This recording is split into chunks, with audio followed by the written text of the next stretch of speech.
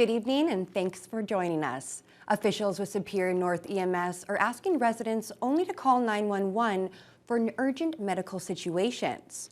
The local ambulance bases are facing significant staff shortages after a number of paramedics contracted COVID-19 or were forced to isolate as close contacts. EMS Chief Wayne Gates says response times for non-urgent calls will be longer than normal.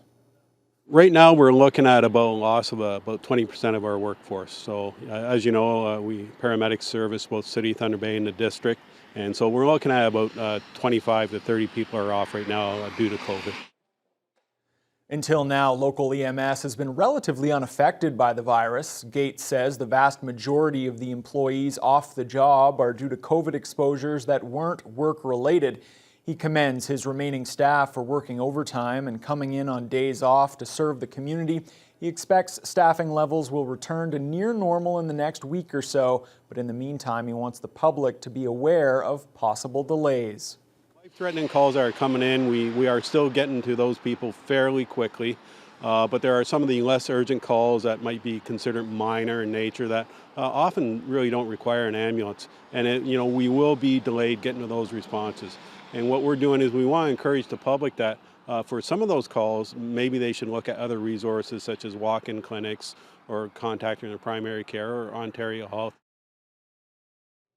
The Northwest Region OPP has released its collision statistics for 2021, and they show a significant increase in crashes involving transport trucks.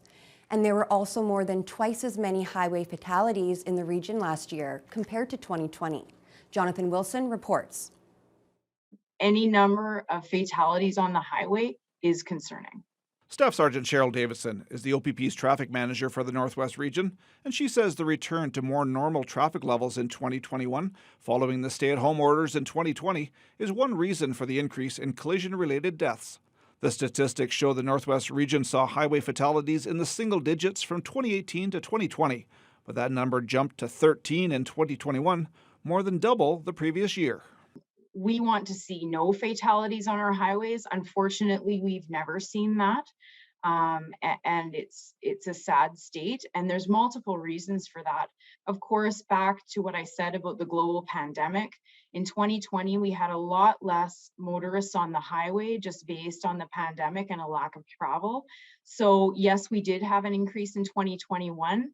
The OPP stats also show the number of area crashes involving transport trucks was up to 488 last year, after going up and down the previous few years. However, the percentage of motor vehicle accidents involving big rigs has been steadily increasing and was over 21% in this region last year. Many people have been blaming unsafe or inexperienced transport drivers for the increase in fatalities and overall collisions. But Davidson says that generalization may not represent the whole truth. I guess it depends how you look at it. Sometimes we have, as I said, had passenger vehicles causing those collisions with transports. It depends on the circumstances, and it is difficult. We have to look independently at each of these collisions to see what the factors are that are involved. Davidson says she has not seen the statistics yet regarding the number of highway closures there have been this winter compared to other years. But she says it's safe to say this has been a worse winter for snowstorms, which have then resulted in collisions and numerous highway shutdowns. But once again, she challenges the notion that transport drivers are solely to blame. Sometimes not only commercial motor vehicle drivers, but also passenger vehicle drivers make decisions to drive on our roadways when it's not necessarily safe due to weather. So I think all of those factors contribute to the collisions that are happening. And certainly we have, as I said, had a very challenging winter with regards to weather. The one positive statistic is that the total crashes on northwestern Ontario highways are down 20% compared to pre-COVID levels. Jonathan Wilson, TBT News. The OPP has confirmed that some of its officers from here in the Northwest have been deployed to Ottawa on a voluntary basis to help end the occupation in the nation's capital. The service hasn't disclosed how many people have gone, saying only that it's a contingent of frontline officers, emergency response members, command staff, and civilian workers. We'll have more on the situation in Ottawa coming up later in the news hour. Thunder Bay's conservatory is getting new federal funding to the tune of $1.7 million. That money will help pay for upgrades to the tropical oasis on D Street after proposed costs increased over the last year and a half. Corey Nordstrom has the details. It's going to cost well over $7 million to renew the Centennial Botanical Conservatory, and paying that bill was significantly helped out by the federal government as local MP Marcus Pulowski announced just over $1.7 million from Canada's Cultural Spaces Fund for the project. When it's March and it's 20 below, or February and there's a snowstorm, and you suddenly remember the conservatory, I should go there. And it just, you walk through these doors and you're in the tropics for a few minutes. It's just so nice to have this place. The total project includes work to the main conservatory structure as well as new production greenhouses and an annex building. Though estimated at $5 million in the fall of 2020, it's now expected to cost around $7.5 million. So far, the city has set aside $3.2 million of its own money, and $2 million in provincial funds was confirmed in January. Mayor Bill Morrow says the federal announcement pushed them over the top. This is a big thing, check the box for the city, an asset that I think most of us believe it was time, it was overdue in terms of needing this investment. And so here we are. It's a great day for the community and those that are interested in seeing this facility continue. Canada's funding will specifically focus on the east and west wings of the conservatory that have been closed to the public for years. The west side will remain the cactus room, with the east wing being transformed into a multi-use space. City Parks manager Corey Halverson says they will look to promote the new opportunities that come with a revitalized conservatory. It's going to take some work in reintroducing the facility back to the public, but at the same time, we'll be marketing new programs and services that maybe weren't necessarily there before or have been, not been available for some time. The goal is to complete the entire conservatory project during 2023, though site improvements like a new parking lot may stretch into the following year. Halverson says they're starting with the greenhouse and annex work, hoping to complete it by the end of this year. We'd have the design of the conservatory renewal finished and tendered in the fall, hopefully with award at the end of the year so that construction could start in spring or early summer of 2023. Corey Nordstrom, TVT News. Turning to Northwestern Ontario's COVID-19 situation now, the number of patients at the Regional Health Sciences Centre continues to rise. 51 COVID-positive patients at the regional hospital, up from 48 on Tuesday. COVID ICU numbers have dipped from 12 to 11. The hospital continues to operate above capacity. It's more than 106% full, while ICU occupancy has fallen to just over 77%. The Thunder Bay District Health Unit is reporting 133 new cases since its last update on Monday. There are now 282 active cases across the district, down from 337. And the latest 7-day test positivity rate from last week sits just below 24%.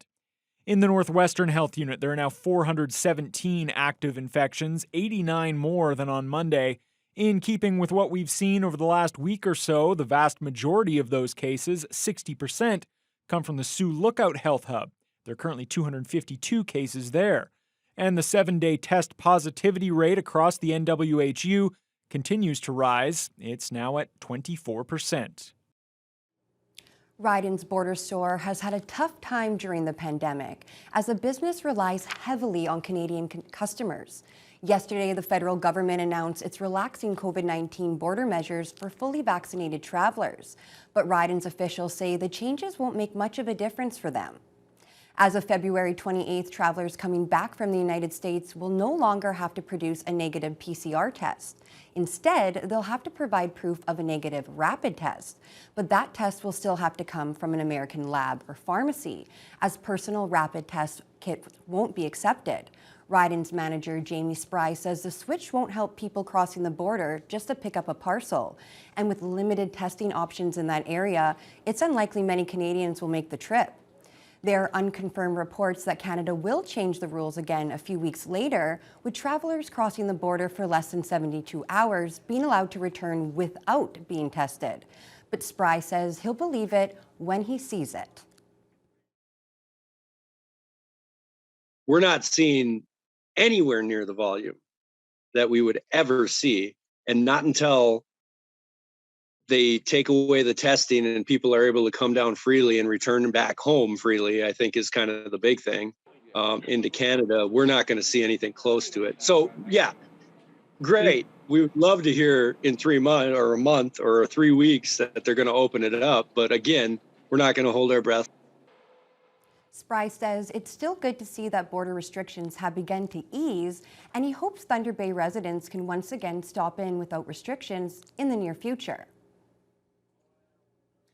An election promise from the Ford government pledging a 12% cut in electricity rates isn't going to happen. That's according to a report on hydro bills released today by Ontario's Financial Accountability Office. Colin Mello has that story.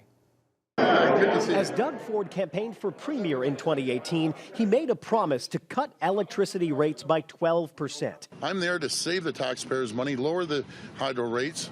But now, weeks before the next provincial election, the government has told Ontario's financial watchdog it no longer intends to do that. And in fact, prices have been going in the opposite direction. Current electricity bills are going to keep growing, and they are going to keep growing by 2% a year.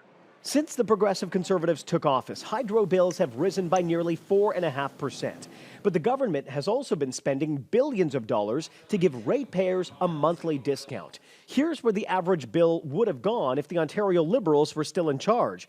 And here's where that average bill stands today. The government is claiming that is still 12% cheaper. Economists have a word for this. It's called constructing a counterfactual. I know it's a technical term, but it's often used to provide an alternative baseline. The leader of the Ontario Liberals has another word for it. Doug Ford lied. And I suspect he knew he was lying in that moment in 2018 when he told the people of Ontario he would deliver lower electricity bills. To slow the growth of hydro increases, the government has spent billions of dollars in subsidies. And over the next 20 years, taxpayers will shell out $118 billion for cheaper hydro today. Is this something that is appropriate or not to provide an immediate benefit and lay that off on future taxpayers? A question taxpayers could be asking for years to come. 2 local organizations have formalized their long-standing partnership. Thunder Bay Counselling and Children's Centre Thunder Bay have officially entered into a strategic alliance to enhance their ability to serve the community. The partnership, which was announced at the Thunder Bay Counselling office, takes effect immediately. People from both organizations were in attendance to make it official. Children's Centre CEO Diane Walker says the organizations have had a lot of success working together in the past. She believes this alliance will make that collaboration even more effective moving into the future. What this does is allows our services to be able to look at people more holistically, to capture on the strengths of each organization, and to really be able to serve people more effectively, because we're able to see people in the context and the issues that they come to us with. We've already been doing this on various projects throughout the last 15, 20 years, and so now it's an opportunity to dig a little bit deeper, look a little bit deeper. The 2 agencies expect to work together for years to come. Well, Fiona,